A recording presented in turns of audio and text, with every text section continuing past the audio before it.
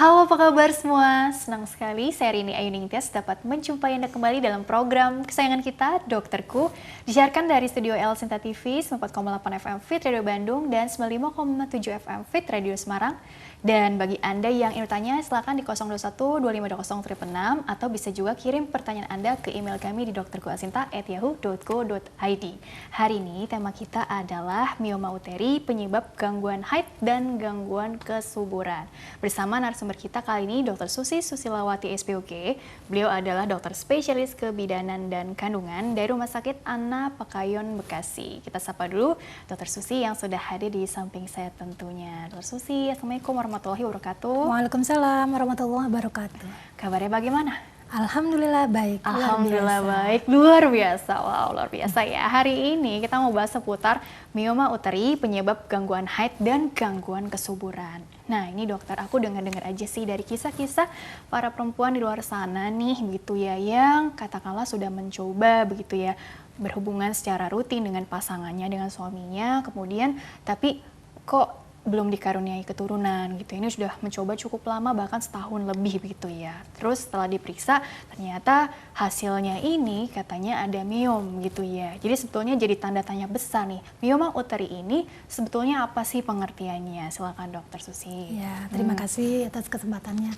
Jadi mioma uteri itu adalah suatu tumor jinak yang berasal dari otot rahim dan letaknya di dalam rahim atau di sekitar rahim. Nah, bentuknya itu bulat, kemudian keras, tapi kadang-kadang juga bervariasi. Kemudian mioma ini sering terjadi pada wanita usia reproduksi. Kemudian pada saat menopause dia bisa mengecil. Oh, mengecil gitu ya saat mengecil. menopause gitu ya. Oh, jadi ini tumor jinak ya, Dok ya? Iya, tumor berupa jinak. benjolan begitu? Iya, benar, berupa benjolan. Yang maaf teraba dari luar nggak sih? Atau memang di dalam, jadi ada pada sebagian kasus yang dia tidak menyadari karena tidak ada keluhan ya. Ada miom, ternyata setelah tadi mencoba 1 tahun, belum dikaruniai keturunan juga, setelah periksa baru ternyata ketahuan ada miom gitu dokter. Memang sebagian besar miom itu tidak menimbulkan gejala. Ya, jadi 1 dari 4 penderita tumor itu baru bergejala. Dan gejalanya antara lain perdarahan haid. Jadi kalau haid itu lama dan haidnya banyak gitu. Kemudian kadang-kadang juga dapat menimbulkan nyeri haid. Gitu. Kadang-kadang juga nyeri saat senggama begitu. Kemudian kalau besar juga bisa menimbulkan benjolan gitu, atau kesulitan untuk buang air besar gitu, atau sering buang air kecil. Oh, jadi sekitar area panggulnya ini ya lokal gitu ya dok. Artinya di situ-situ aja atau bisa ke area lain juga begitu dokter, dalam yang kita bicara jangka panjang begitu ya dok ya? Ya, jadi bisa juga kalau tumornya ini maksudnya miomanya ini menekan saluran kemih seperti misalnya ureter. Nah, kemudian tidak ditata laksana, maka itu bisa menimbulkan pembengkakan ginjal gitu. Jadi bisa juga jauh seperti itu gitu ya. Artinya kan begini, tadi kan ada di sebagian kasus memang kan tidak ada gejala khas gitu ya dok ya. Jadi kan memang waduh, bisa aja dia datang dengan maaf sudah ada komplikasi, bisa aja begitu ya dok ya, kasus yang seperti itu gitu ya. Tapi ini memang kebanyakan di usia-usia yang reproduktif tadi begitu ya dok ya. Jadi kalau remaja barangkali banyak juga case-nya, atau lebih ke usia-usia 20-an ke atas sih? Ya, lebih banyak memang pada usia reproduksi. Jadi di atas 20, paling banyaknya 30 sampai 50 tahun. Tapi tidak menutup kemungkinan pada remaja juga bisa saja ditemukan meskipun jarang. Gitu ya dok ya. Berarti dok, tadi kan dokter bilang kan ini aku melihatnya apakah ini ada kaitannya dengan ya lebih dominan ke hormonalnya gitu ya dok ya? Pengaruh hormon. Pengaruh hormon gitu ya. Tapi hormon itu sendiri juga dipengaruhi oleh apa? Kalau dilihat dari faktor resikonya, tadi kan lebih banyak yang mengalami ini usia-usia yang reproduktif gitu ya. Terus dari usia sudah jelas, atau mungkin ada kelompok-kelompok tertentu barangkali yang bisa dibilang nih hormonnya jadi agak kurang balance nih, sehingga jadi potensi untuk timbul miom ini jadi jauh lebih besar, katakanlah seperti apa? Jadi memang ada faktor-faktor risiko tertentu yang menyebabkan miom ini gampang tumbuh. Jadi seperti misalnya tergantung dari etnik juga. Jadi pada wanita berkulit hitam itu lebih banyak kejadiannya daripada wanita kulit putih. Gitu. Kemudian wanita yang memang genetiknya, jadi dari keluarganya memang sudah ada menderita miom, maka dia juga kemungkinan akan menderita miom lebih besar. Kemudian wanita yang jarang olahraga, ya. Kemudian wanita yang sering mengkonsumsi karbohidrat yang simpleks gitu ya, yang indeks glikemiknya tinggi, yaitu lebih berisiko untuk terkena mioma. Ya, jadi resiko juga, DM juga tuh Pak. Ya. Kemudian wanita dengan obesitas, ya itu lebih berisiko untuk mendapatkan miom. Ya, sementara wanita yang memiliki anak banyak gitu ya, itu berkurang kemungkinannya untuk mendapatkan mioma. Oh begitu ya dok ya. Jadi banyak ya, luas sekali ya. Tapi pada prinsipnya karena kita kan kali ini kan membahasnya ke arah ini ya, mengganggu kesuburan gitu ya dok ya. Jadi memang kan miom itu sendiri kan juga katanya juga tergantung nih mungkin ada jenis-jenisnya atau tidak gitu. Terus juga letaknya atau lokasinya ada di mana, terus juga ukurannya, terus keluhan apa yang ditimbulkan itu akan mempengaruhi peluang untuk kesuburan itu sendiri. Artinya ada ini jadi lebih ringan atau lebih sedang atau lebih berat gitu ya. Ada yang seperti itu juga atau bagaimana penjelasannya sehingga kita harus tahu sekali tentang miom ini dan bagaimana nanti mengelolanya gitu ya. Iya, memang ada beberapa tipe miom, ada 3 jenis. Yang pertama mioma submukosum. Jadi maksudnya itu miomnya itu letaknya di bagian rahim bagian dalam gitu, dan dia menonjol ke dalam rongga rahim. Jadi kalau kita lihat di dalam rahim itu dalamnya tuh berongga. Gitu. Jadi miom yang letaknya di dalam rahim bagian dalam kemudian menonjol itu yang paling sering membuat gangguan kesuburan, dan itu juga yang paling sering membuat gangguan haid. Nah itu namanya mioma submukosum. Kemudian mioma jenis kedua adalah mioma intramural. Jadi letaknya itu di dalam ototnya, di dalam otot rahim. Nah ini miom yang paling sering ditemukan. Nah, kemudian yang ketiga adalah mioma subserosum. Jadi miom yang letaknya di dinding rahim bagian luar. Nah, ini yang jarang menimbulkan gangguan kesuburan. Tapi sekalinya ada. Tapi kalau misalnya ada, dia bisa tumbuh besar, kemudian bisa bertangkai gitu ya. Kemudian ini juga bisa teraba gitu. Kadang sebagai benjolan yang bisa berpindah-pindah gitu. Oh, jadi seperti bergeser kalau diraba? Iya, kalau diraba kayak bergeser gitu. Tapi secara ini kan tadi keluhan variatif ya. Tapi mau tipenya apa? Umumnya sih sama. Tadi ada nyeri di haid atau perdarahan atau saat berhubungan terasa gak nyaman begitu ya dok ya. Oke, sehingga yang perlu dievaluasi lebih dalam lagi begitu dokter. Ketika memang dinyatakan ada miom, terus nanti peluang untuk kesuburan itu sendiri nanti step by stepnya juga dari pemeriksaan, terus nanti treatmentnya bagaimana itu seperti apa juga, karena kan beda juga nih dok ketika yang dia dalam waktu dekat memang ada rencana ingin punya anak nih gitu, apalagi juga mungkin usianya juga gitu lagi mengejar target atau apa gitu, atau ada juga yang masih usianya sangat muda gitu ya, jadi nanti dulu deh, atau memang bagaimana gitu, artinya dilihat dari kelanjutannya itu langkah-langkah, artinya tergantung dari targetnya juga atau bagaimana terkait dengan kehamilannya itu juga? Iya, jadi kalau misalnya 1 tahun sudah menikah dan sudah berhubungan secara teratur, tidak memakai kontrasepsi, kemudian belum hamil juga, memang sebaiknya memeriksakan diri. Nah dari situ nanti kan kita melakukan USG. Kemudian dari USG itu nanti akan diketahui apakah menderita miom atau ada polip atau ada tumor misalnya atau ada kista gitu, itu akan terlihat. Nah nanti dari situ kan ketahuan ya kalau misalnya memang ada mioma submukosum yang mengganggu, nanti sebelum dilakukan program seperti misalnya program bayi tabung itu akan dioperasi lebih dulu gitu. Tapi kalau misalnya miomnya cuma kecil gitu ya, atau letaknya cuma di dinding rahim bagian luar, itu kan nggak usah diterapi dulu gitu, langsung aja dengan program kehamilannya lanjut. Oke, jadi artinya nggak gitu, menjadi masalah. Yang menjadi masalah kalau yang menyumbat saluran pertemuan itu ya dok? Ya, di dalam rongga rahim. Ya, karena itu akan menyulitkan untuk menempelnya embrio di dalam rahim, dan juga untuk jalannya sperma itu akan mengganggu, terhalang gitu. Ibaratnya seperti itu ya, bagaimana mau lewat orang ada si miom ini sendiri gitu ya. Jadi gini ya, sering ditanyakan kan bedanya miom dengan kista, polip atau apa sih gitu ya. Jadi sebetulnya kan kalau ini tuh benjolan gitu ya dok ya. Terus kemudian juga jadi dari ciri-cirinya itu sendiri juga itu pasti akan terlihat dari USG aja begitu ya dok. Oke. Nah berarti begini dokter, ini kan penyebab gangguan haid dan gangguan kesuburan. Tapi kalau untuk yang miom kan tadi sampai usia 5 sebelum menjelang menopause lah ya, itu juga bisa dialami juga kan? Iya, Kalau bisa. memang sudah nggak ada rencana untuk nambah anak lagi atau apa, itu artinya akan menjadi sangat masalah atau ya udah dibiarkan aja, atau memang harus ditekan juga dengan obat-obatan mengatur hormonnya itu begitu Iya. dok?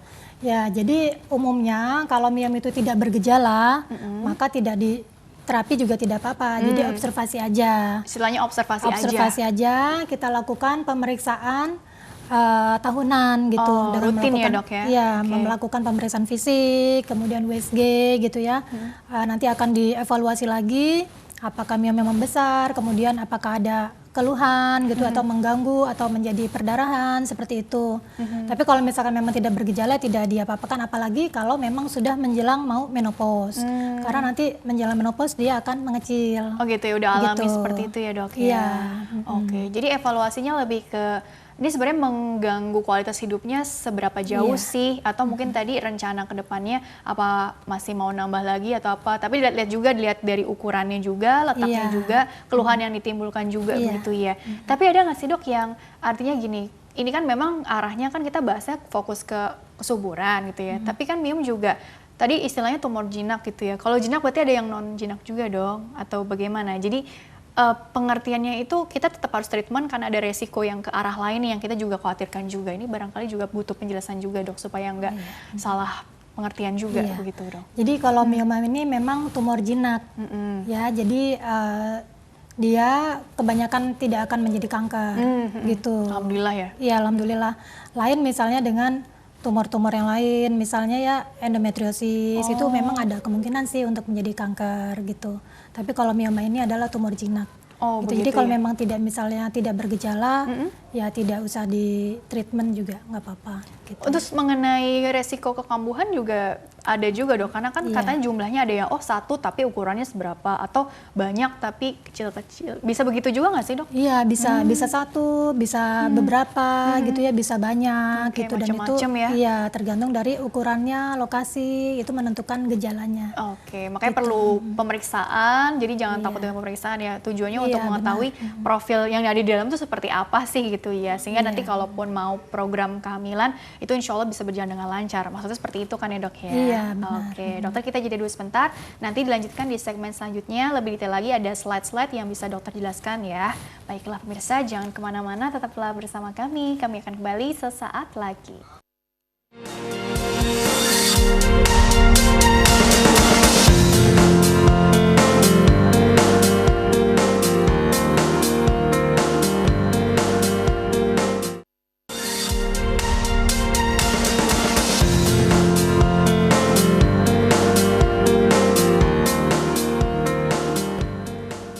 Ya pemirsa, terima kasih Anda masih bersama kami di program Dokterku, masih membahas mengenai mioma uteri, penyebab gangguan haid dan gangguan kesuburan bersama dengan Dr. Susi Susilawati SPOG. Beliau adalah dokter spesialis kebidanan dan kandungan dari Rumah Sakit Anna Pekayon Bekasi. Dan Dr. Susi dilanjutkan kembali ya, untuk lebih detailnya lagi. Sudah siap ya dok ya menjelaskan? Insya Allah. Berdasarkan slide nih ya. Oke, coba slide pertama dulu tentang apa nih?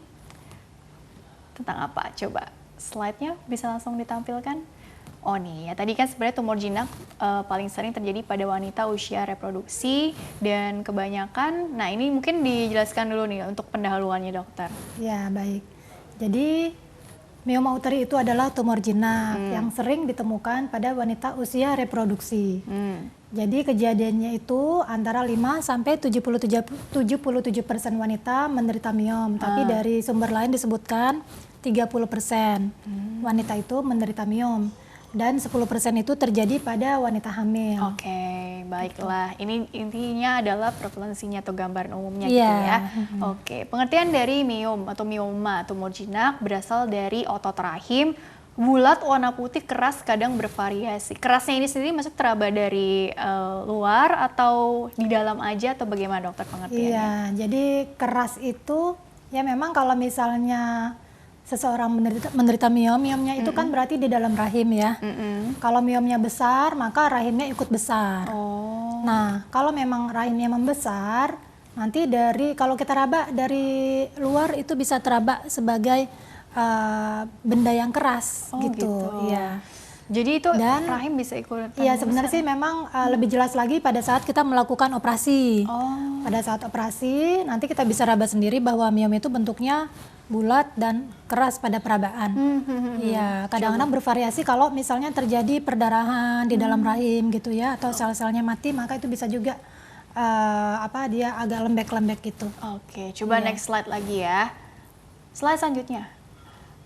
Oh, gambarannya seperti itu. Dia memang sensitif terhadap hormon-hormon tertentu gitu ya, Dok ya. Iya. Berkembang pada usia reproduksi. Oh, nih. Nah, ini organ reproduksi perempuan. Oke, mohon dijelaskan dulu sedikit, Dok, tentang Ya, ini. jadi di sini ada gambar di sebelah kiri dan sebelah kanan. Yang sebelah kiri ini gambar organ reproduksi perempuan kalau dilihat dari depan. Jadi di situ ada vagina, leher rahim, kemudian ada rahim. Rahim ini berbentuk seperti buah pir. Ya, kemudian di sebelahnya itu ada saluran telur yang berhubungan dengan rahim kanan kiri. Kemudian ada indung telur, 2 buah kanan kiri juga. Nah, di sebelah kanannya itu sama juga, cuma ini gambaran yang sudah dibelah, cuma ingin menunjukkan saja bahwa di dalam rahim itu ada rongganya. Oh, begitu. Gitu. Ada rongga-rongganya gitu Iya, ya. ada rongganya. Slide berikutnya.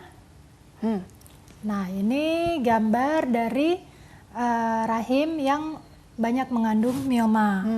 Jadi mioma itu bisa letaknya di dalam otot rahim, bisa di dinding rahim bagian luar, bisa juga di lapisan rahim bagian dalam. Dan kalau terletak di rahim bagian dalam yang berhubungan dengan rongga rahim, maka dia itu nanti bisa bertangkai.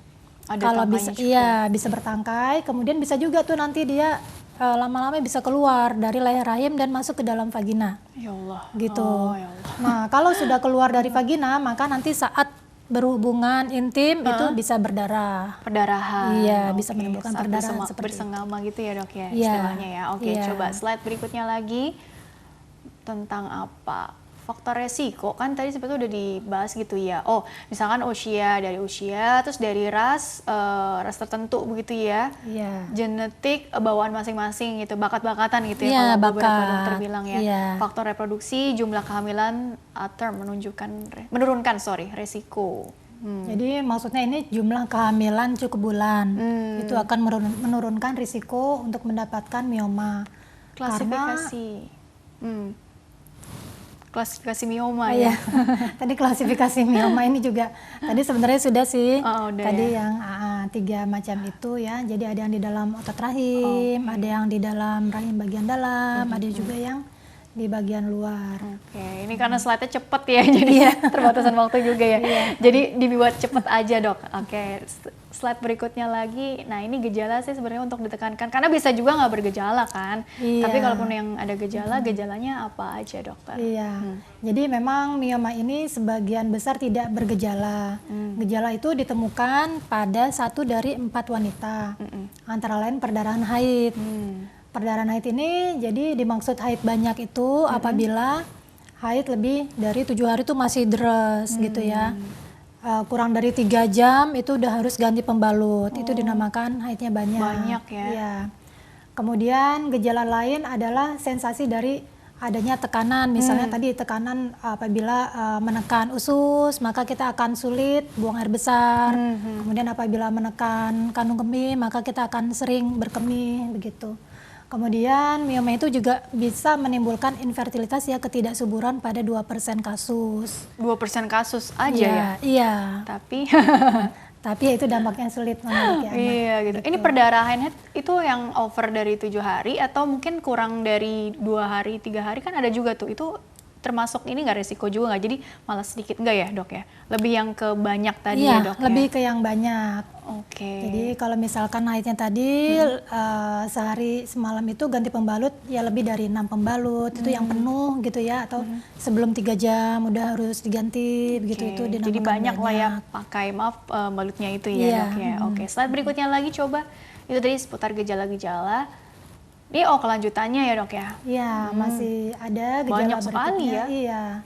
Yaitu antara lain pembengkakan ginjal. Ya Itu Allah. tadi apabila miomnya itu menekan saluran kemih gitu ya, menekan ureter.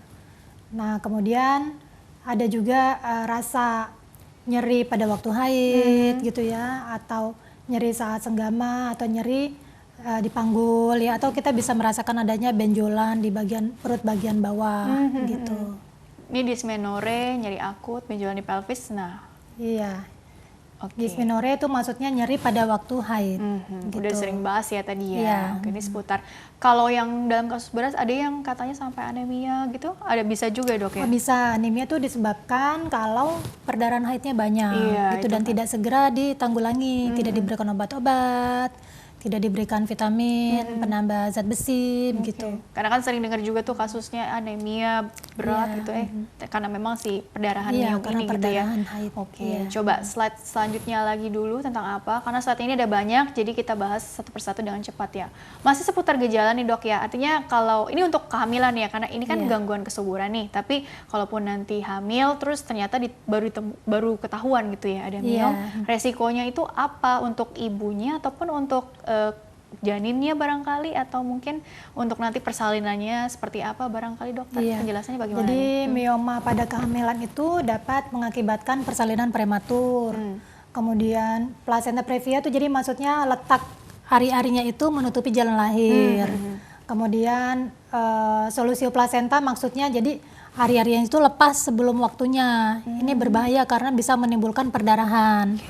Kemudian otomatis juga karena adanya mioma maka bisa menyebabkan kelainan letak dari janinnya itu sendiri. Karena janin mengalami kelainan letak maka meningkatkan risiko untuk operasi begitu. Kemudian juga saat sesudah melahirkan itu akan bisa menimbulkan perdarahan sesudah melahirkan karena diakibatkan kontraksi dari rahim yang kurang. Dan meningkatnya ini di sesar ya, atau bagaimana di SC Iya, itu? meningkatkan risiko untuk dilakukan operasi karena tadi ada kelainan letak plasenta, kelainan letak janinnya, begitu. Jadi kompleks ya itu ya dok ya? Iya. Oke, baik, coba berikutnya lagi coba tentang apa? Dan nah ini kaitannya langsung ke gangguan kesuburan. Ya, jadi kenapa mioma uteri itu bisa menimbulkan gangguan kesuburan? Yang pertama karena rongga di tuba, di saluran telur tuh tertutup atau tersumbat akibat miom. Kemudian miom itu sendiri juga bisa mengganggu penempelan embrio di rahim dan juga mengganggu jalannya sperma. Perjalanannya si sperma gitu ya. Tadi kan udah dibahas juga ya di awal ya, jadi terhalang gitu ya dok ya. Oke, tubanya di saluran tubanya nih jadi ada masalah. Oke, coba slide berikutnya lagi. Oh, kelanjutannya ini. Nah, ini juga tadi sudah dibahas sebelumnya. Jadi mioma yang kebanyakan menimbulkan gangguan pada kesuburan adalah mioma yang letaknya itu dekat dengan rongga rahim. Ya, sedangkan mioma yang letaknya di luar dinding rahim itu jarang atau tidak menimbulkan gangguan kesuburan. Oke, jadi sekali lagi tergantung tadi letak, Tergantung lokasi, dan ukuran. keluhan yang ditimbulkan gitu, dan rencana ke depannya juga gitu ya. Oke, baik. Slide berikutnya. Menstruasi. Nah, ini untuk gangguan haidnya nih maksudnya ya, Dok ya. Iya. Oke, lebih rincinya lagi seperti apa, Dok, ini? Ya, jadi itu haid yang normal itu apabila siklus haidnya itu 21 sampai 35 hari. Jadi maksudnya jarak dari haid pertama, siklus pertama sampai haid berikutnya, hari pertamanya itu sekitar segitu 21 sampai 35 hari yang normalnya. Jadi apabila di luar itu berarti tidak normal. Dan lamanya haid umumnya berdurasi antara 4 sampai 6 hari. Nah, jadi kalau misalkan sudah 7 hari masih banyak, masih deres ya, itu namanya sudah tidak normal lagi gitu.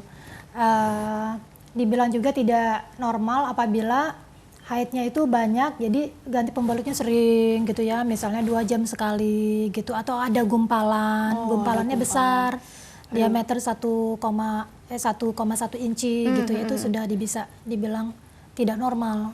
Gitu. Kalau yang haidnya, kan ada beberapa teman kita juga yang haidnya itu siklusnya tidak teratur ya, Dok ya. Artinya nggak rutin setiap bulan dan nggak ada keluhan yang seperti ciri-ciri mioma juga gitu. Tapi apakah bisa mengalami juga, Dok? Artinya bisa juga nggak, Dok? Artinya kan nggak ada ciri-ciri perdarahan, tapi nggak ada gejala juga, tapi bisa juga ditemukan ada mioma juga mungkin. Atau bagaimana, Dok, untuk kasus seperti itu? Ya, jadi kalau haidnya itu jarang, Masih bisa itu, tapi tidak ada hubungannya sama miom sebenarnya. Ya, lebih banyak mungkin karena gangguan pematangan sel telur itu bisa mengakibatkan haidnya jarang-jarang. Itu mah gitu. PCO dong nanti arahnya gitu ya. Oke, baik. Dan ini untuk pengertian infertilitasnya sendiri nih ya. Jadi kan jangan melabel diri sendiri juga, oh ini saya jangan-jangan ada gangguan kesuburan nih, infertilitas nih atau apa gitu. Karena ada pengertian khususnya juga ya dok ya. Ini untuk yang tergolong katakanlah mengalami gangguan kesuburan atau masalah infertilitas tuh yang seperti apa juga gitu kriterianya katakanlah dok. Jadi dikatakan mengalami gangguan kesuburan apabila satu pasangan suami istri sudah menikah selama 1 tahun dan sudah melakukan hubungan intim yang teratur selama 1 tahun tanpa menggunakan alat kontrasepsi, itu tidak hamil juga, tidak memiliki anak, itu dinamakan gangguan kesuburan.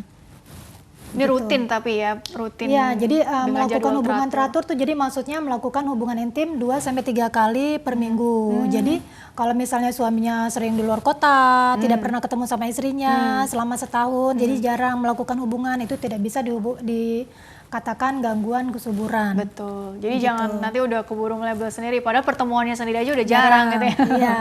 Baik, selanjutnya lagi tentang apa? Oh, untuk penentuan nih, ini benar ada miom atau enggak, kan tadi kan diperiksa cukup dengan USG aja, atau ada, kok dalam kasus-kasus yang jauh lebih berat nih ada beragam juga begitu ya dok ya? Iya, jadi untuk mendiagnosis mioma itu bisa dari beberapa pemeriksaan. Yang pertama bisa dari pemeriksaan panggul, jadi diperiksa oleh dokter, kemudian kalau memang besar itu bisa teraba, kemudian bisa juga dibantu dengan USG. Dari USG bisa terlihat sih kalau misalnya memang ada mioma. Kemudian bisa juga dengan histeroskop. Histeroskop itu semacam teleskop yang dimasukkan ke dalam rongga, gitu ya? Iya, ke dalam rongga rahim. Jadi nanti di sana akan terlihat terutama kalau ada mioma subserosum tadi, yang miom yang letaknya dekat dengan rongga rahim. Ini khusus yang udah menikah atau bagaimana dok yang histeroskopi ini? Iya, sebaiknya sih yang sudah menikah. Iya. Karena katanya ada kasusnya di remaja begitu kan, bisa aja kan. Kalau itu remaja cukup dengan dari luar cukup aja. dengan USG dari luar saja. Oke, baik. Coba slide selanjutnya lagi kalau masih ada. Nah, ini seputar tata laksana. Tadi kan tergantung ya dok ya. Tapi ini apa saja sih gambaran secara umum nih, bahwa ada yang begini, ada yang begitu ya dok ya. Untuk tata laksana sendiri seperti apa dokter? Jadi tata laksananya itu bisa mencakup pertama observasi saja, terutama jika miomnya itu tidak memberikan gejala, misalnya tidak menimbulkan kelainan haid, tidak menimbulkan kelainan dalam berkemih ataupun dalam hal buang air besar, begitu ya.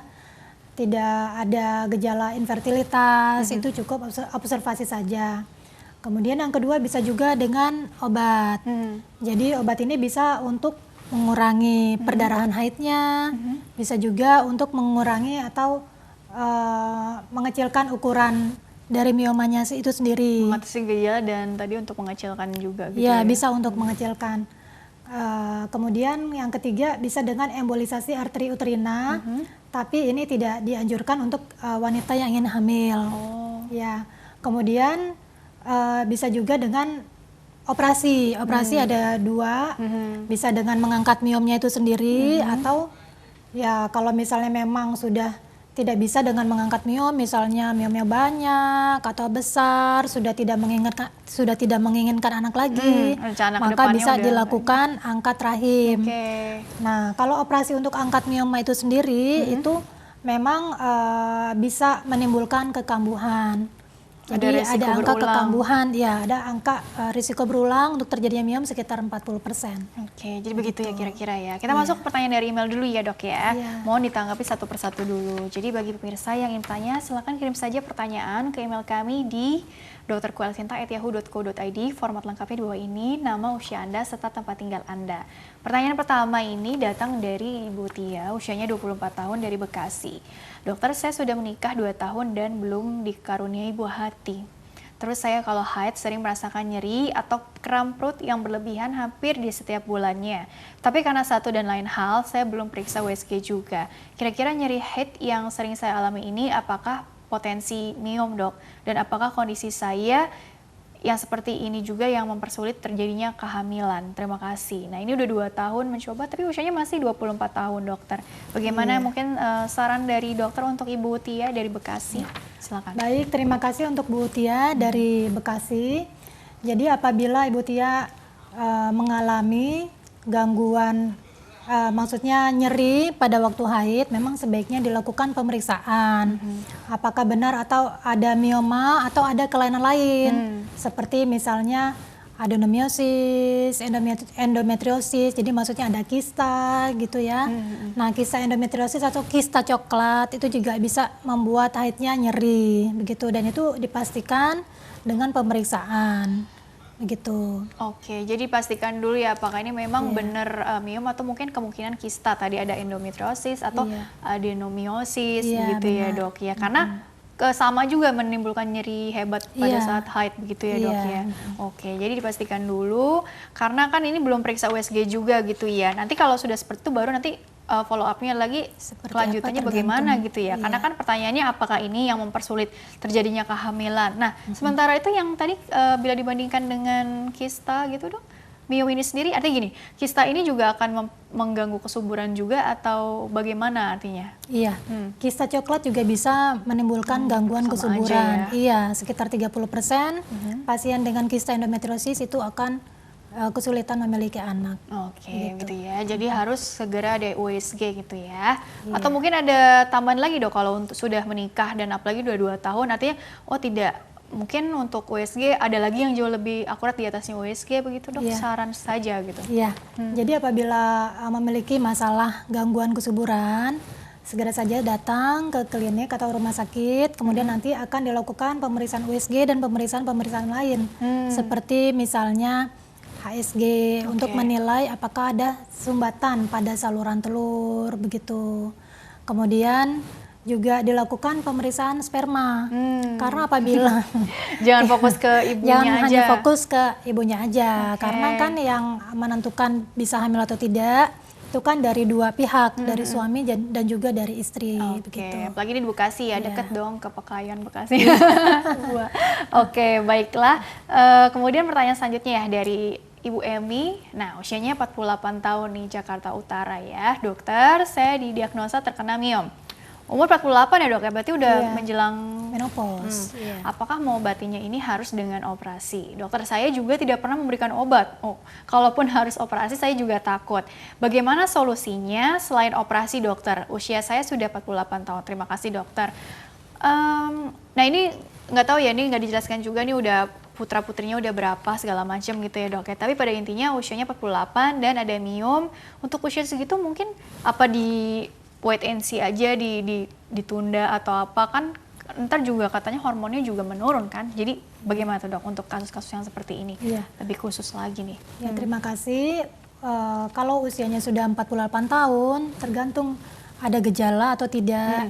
Gejalanya sangat mengganggu atau tidak begitu. Kalau misalnya gejalanya tidak terlalu mengganggu gitu ya, mungkin bisa diberikan obat saja. Tapi kalau misalnya tidak bergejala, itu bisa dengan observasi saja begitu.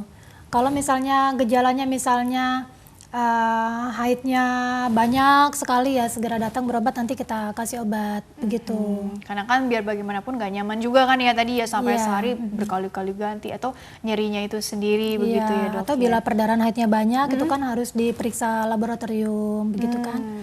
HB-nya bagaimana? Ya kan, kalau misalnya HB-nya rendah, apakah harus transfusi begitu. Itu kalau kasusnya udah sangat berat ya dok ya, HB-nya benar-benar drop gitu ya dok ya.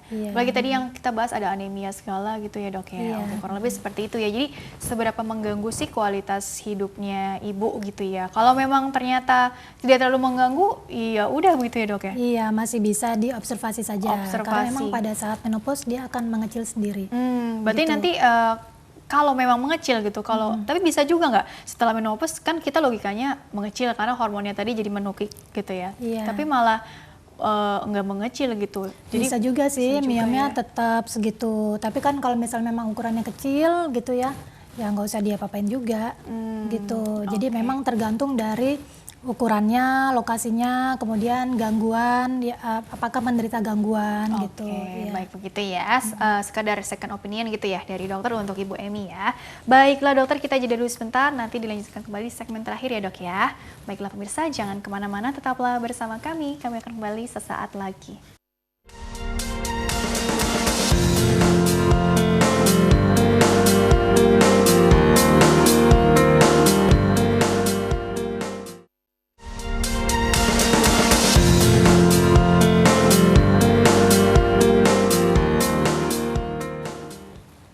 Ya pemirsa, terima kasih Anda masih bersama kami di program Dokterku, masih membahas mengenai mioma uteri, penyebab gangguan haid dan gangguan kesuburan, bersama dengan Dr. Susi Susilawati SPOG, dokter spesialis kebidanan dan kandungan dari Rumah Sakit Anna Pakayun Bekasi. Dr. Susi, dilanjutkan kembali ya. Jadi kan karena ini bisa dibilang tadi kan bawaan masing-masing orang juga ya, tapi paling nggak kan bagaimana tugas kita nih sebagai perempuan untuk menurunkan resiko yang kita punya kan. Melihat juga zaman makin kesini makin modern, tantangan juga udah kadang-kadang sulit ditaklukkan gitu ya. Tapi pada prinsipnya seperti apa sih untuk menurunkan resiko perempuan kita gitu kan untuk terkena miom dan juga meningkatkan kesuburan kita dengan sendirinya begitu dokter. Jadi bagaimana itu yang bisa kita lakukan lah? Iya. Jadi ada beberapa yang bisa kita lakukan agar menurunkan risiko mioma uteri ini.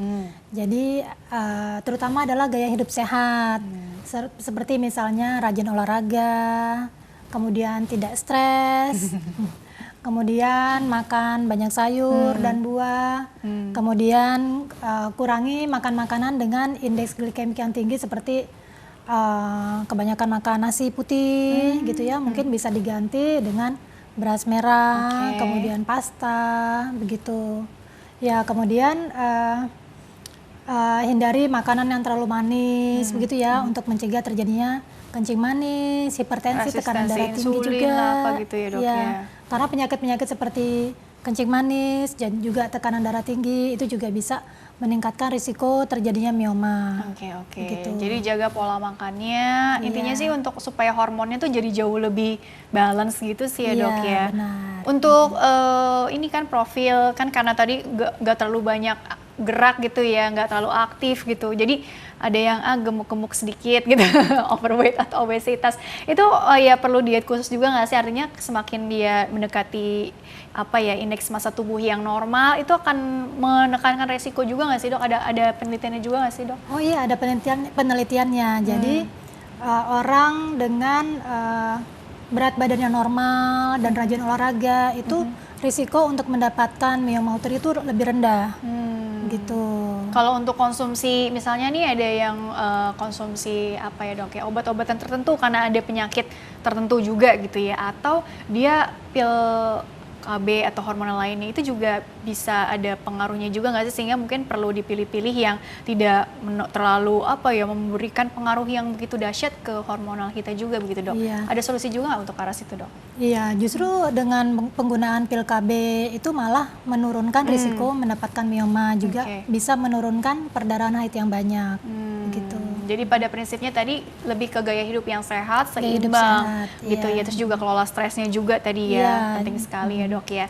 Terus begini, kalaupun soalnya tadi ada menarik juga di slide ada seputar tentang kehamilan. Kalaupun nanti alhamdulillah nih berhasil hamil, tapi ditemukan ada miom, bukan berarti lantas langsung jadi khawatir atau cemas juga begitu ya. Tetap harus dipantau terus ya pada prinsipnya ya dok ya. Pemeriksaan rutin apa sih yang bisa dilakukan juga, artinya untuk kita melihat, memantau sambil tadi istilahnya observasi begitu ya dok ya. Jadi untuk penekanan aja sih ke arah situnya bagaimana dokter? Jadi kalau misalnya memang alhamdulillah sudah berhasil hamil, jadi lakukan pemeriksaan kehamilan secara rutin ke dokter atau ke bidan. Kemudian nanti kan akan dilakukan pemeriksaan USG secara rutin juga untuk mendeteksi adanya kelainan-kelainan. Jadi apabila misalnya ada kelainan letak atau misalnya ada kelainan letak plasenta, kelainan letak dari janin itu sendiri, itu bisa diketahui lebih dini. Sehingga bisa diantisipasi untuk tata laksananya seperti apa ke depannya. Iya, untuk gangguan haidnya dan juga gangguan kesuburannya juga gitu ya. Tapi pada prinsipnya tadi jangan lupakan juga kalau bahas seputar gangguan kesuburan, jangan hanya di pihak istrinya aja yang diperiksa gitu ya. Mungkin sekedar saran juga dok untuk pasangan suami istri yang masih berikhtiar nih di luar sana untuk memperoleh keturunan. Untuk suaminya mungkin barangkali dokter bisa edukasikan konsul kemana gitu barangkali dokter untuk lebih dalam lagi untuk analisis kualitas spermanya juga segala macam. Itu bagaimana dokter? Iya, jadi apabila suatu pasangan mengalami ketidaksuburan, bisa mendatangi klinik-klinik ketidaksuburan, kemudian nanti akan dilakukan pemeriksaan baik pada istri maupun pada suami. Kemudian apabila suaminya ternyata mengalami kelainan, nanti akan kita konsulkan ke dokter andrologi. Iya, jadi begitu ya. Jadi jangan terlalu fokus juga, oh karena ada miom nih di pihak istrinya, jadi yang pihak pasangannya jadi lupa periksa juga, nggak begitu juga ya. Jadi harus adil, seimbang gitu ya. Dan jangan lupakan gaya hidup yang sehat tadi ya, dan seimbang lah pada prinsipnya. Oke dokter, karena waktunya juga terbatas nih, jadi kesimpulan yang bisa Dokter Susi sampaikan mengenai tema hari ini kepada kita semua, khususnya untuk para ibu-ibu di luar sana yang lagi berjuang untuk memperoleh keturunan begitu ya dok ya, silakan. Iya. Jadi mioma itu kebanyakan tidak bergejala. Nah, tapi apabila bergejala dan menimbulkan gangguan haid atau gangguan kesuburan, maka segeralah langsung ke dokter spesialis kebidanan agar bisa segera diatasi. Dan untuk mencegah risiko atau komplikasi yang akan ditimbulkan selanjutnya gitu. Baik Dokter Susi, terima kasih telah berbagi ilmunya di sini. Insya Allah membawa banyak manfaat untuk orang banyak. Sukses dan berkah selalu untuk dokter dan ilmu dokter selalu ya. Baiklah pemirsa, terima kasih juga Anda telah mengikuti program ini. Saya Rini Ayuning Tias beserta seluruh kru yang bertugas mohon undur diri dari hadapan Anda. Terima kasih dan sampai jumpa.